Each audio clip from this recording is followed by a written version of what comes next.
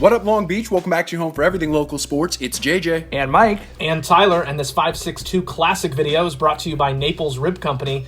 Currently open for takeout, so support the businesses that support Long Beach sports. This 562 Classic look back at one of the most talked about games we've ever covered, brought to you as part of our partnership with the Long Beach Post. We actually produced this video when we were working with the Long Beach Post back in 2008, December 5th, the CIF Pac-5 semifinal at Cerritos College. It's Long Beach Poly, it's Lakewood, it's all more league, and it was so long ago, we were so raw. I didn't even say what up Long Beach at the top of this video. Yeah, I would just say I'm really happy that we can redo this video because, this was basically, I think, like the 11th football highlight I'd ever done, and it was pretty bad, Jake.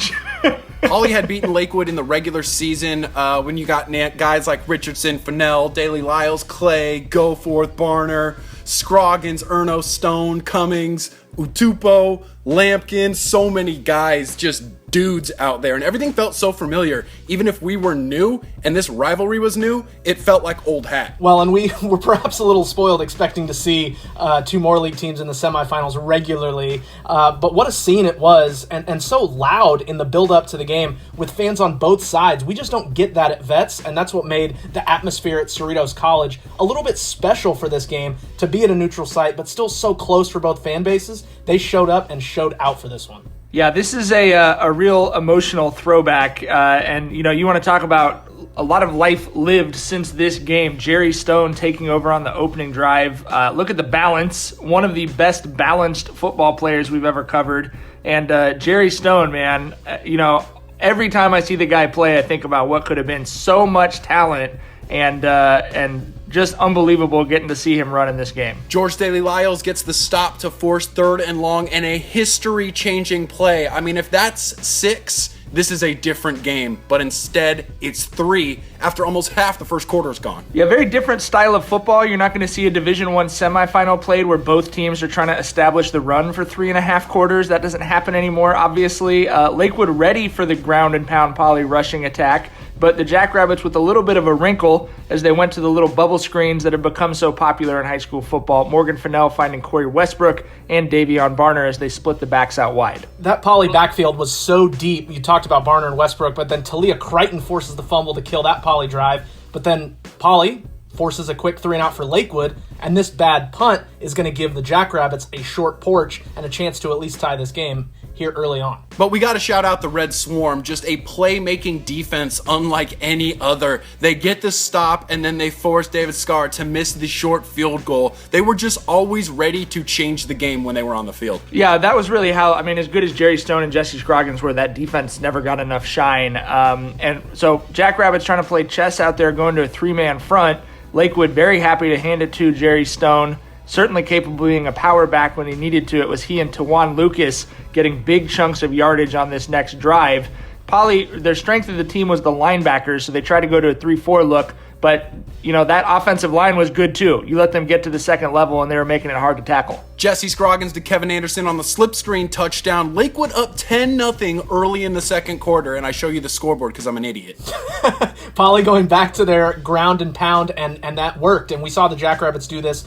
Obviously, as long as they've been playing football, but especially in that playoffs, wearing teams down with Richardson and Barner going at it. Also a key 4th and short pickup, and just watch the Jackrabbits go to work on the ground. Now, Scarra, a 45-yard field goal, that is nothing to bat an eye at, as that's going to pull it into a 1-possession game. And just awful camera work by your boy here. Just, JJ, what are you doing? That's Babytown Frolic, dude. Let me show you the scoreboard one more time. It was a different era back then because 45-yard field goals were expected from Poly. Randall Goforth with a huge return, and then boom, Melvin Richardson, who I think JJ gave that nickname to literally on this play. You want to talk about another special player that we never got a chance to see run in college, but man, he was special. Again, it's Talia Crichton, though, knocking the ball out of Fennell's hands.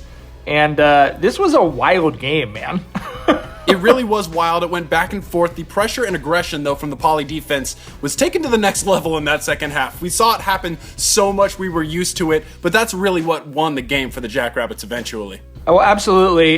This could have been the third forced fumble from Talia Crichton, but it's ruled incomplete, which ends up being very significant. Melvin Richardson continues to power down the field. You could see the effect, as Tyler mentioned, of Poly kind of wearing down that Lakewood front.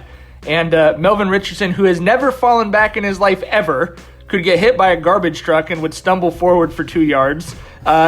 Takes it in to tie the game late in the third quarter at 10-10. The Jackrabbits plugged that hole in the middle, though, on defense, and that really slowed the Lakewood offense down. They were getting big chunks of yardage in the first half, and in the second half, it felt like they were just fighting for every inch. Well, and the Jackrabbits, when the defense is feeling like their backs against the wall, they are a dangerous bunch as we move to the fourth quarter, and it starts with Scroggins going deep for Anderson. A big play there for the Lancers as they try to go over the top, but a huge fumble recovery here by George Daly Lyles, Gatorade State Player of the Year on defense, and he was a difference maker for the Jackrabbits, and he's going to let you know about it. He hit that freak nasty. This was old school football, and it was kind of the last of the old school. You know, we talked about that 2012 run for Poly, but this was a time when the Moore League as a whole was really known for this physical, grinded out style of play that obviously now is just not the way high school football is played anymore. It's much more about spacing, timing. You're not seeing a lot of what you're seeing right now, which is just a defense overwhelming an offense. They did put the pressure on Lakewood in the fourth, and that pressure from Poly made the Lancers pay. They just couldn't get on the front foot again like they were in the first half. Jordan Johnson, I forgot how fast that kid was. He almost catches up to that ball. Unbelievable play. Going again. Lakewood going to force another punt, and then going the other way, Poly defense steps up yet again. Lakewood needs some help, gets a pass interference call to get the drive going right here. They needed to get out of their own end, and then Lucas, boy, if he wasn't able to pull that one down with that one-handed grab, that could have been bad. However, Darius Williams-Fox with the interception and absolutely huge blocks on the return. The one crackback block in particular became kind of instant legend in the city of Long Beach. Again, you want to talk about how different high school football is now than it was back then. Yeah, as we look at this reverse angle from Marvin Maddox on YouTube, and it just shows this huge block from Lazari Middleton on that return. Didn't lead to too many extra yards, but man, did it swing the momentum even further in Poly's favor. You already have the interception, but now you have this huge hit that really lifted everybody up. You could feel it on the sideline, absolutely. You could feel it on both sidelines. JJ and I standing on opposite sides of the field. That was a real moment for both teams, and I think the game changed hugely, not just off the interception, but absolutely off the big hit on the return. Richardson, you got to shout out the stat line, 20 carries, 140 yards. He would end up having 2 touchdowns, getting down here into the red zone. So Lara's going to call timeout with about 4 minutes left. He wants to dial up some more Melvin runs, but the skinniest guy on the field, Lakewood safety Aaron Aviles, makes 3 straight stops in the Jackrabbit backfield. What? Well, that was the way their defense was set up. You know, if there's one guy that's not accounted for, they want him to make the play, and he did it. With Skara injured, backup Alan Ronis kicks the go-ahead field goal with 3 minutes left. And, man, what a nail-biter. Again, 13-10 late in the fourth quarter of a D1 semi. It's not happening in 2020. But this interception was absolutely one of the craziest moments of the night. Everyone going absolutely ape on both sidelines. McKay there with the interception, and then the exclamation point is going to come from Mr. Melvin Boom Boom Richardson. 36-yard touchdown caps it. One of my favorite parts of the night is you can see he gets lost in the crowd of people at the end of the end zone, and the ref literally runs over and has to shove him through that crowd so he can get back to the sideline. I bet he was really polite when he went over there, though.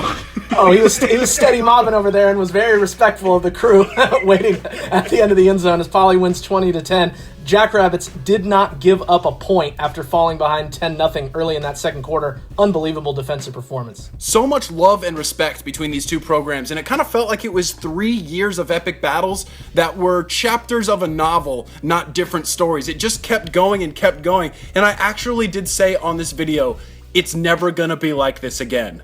Holy cow, I couldn't be more right. Yeah, you were right. Absolutely.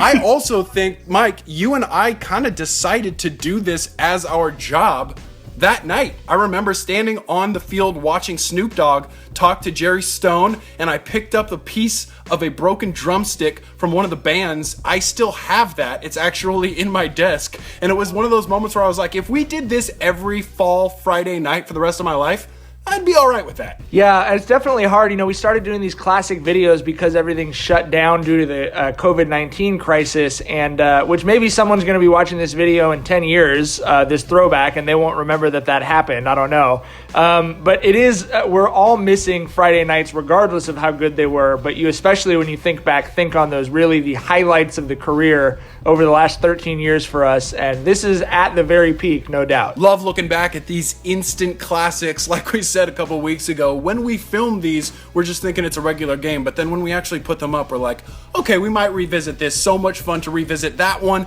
and we want to know what game you guys want to see as our next 562 Classic as part of our partnership with the Long Beach Post.